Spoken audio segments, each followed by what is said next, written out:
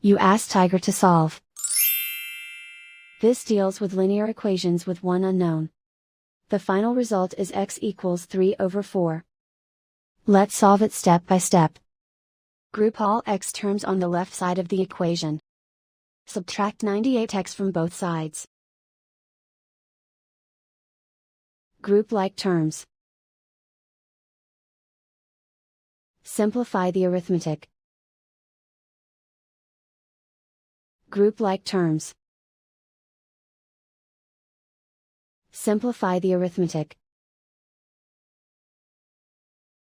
Group all constants on the right side of the equation. Subtract 18 from both sides. Simplify the arithmetic.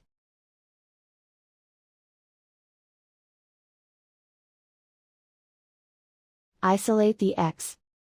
Divide both sides by -56. Cancel out the negatives. Simplify the fraction.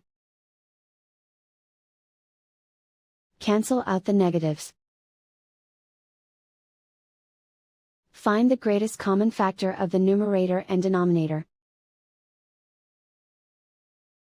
Factor out and cancel the greatest common factor. And so the final result is x equals 3/4.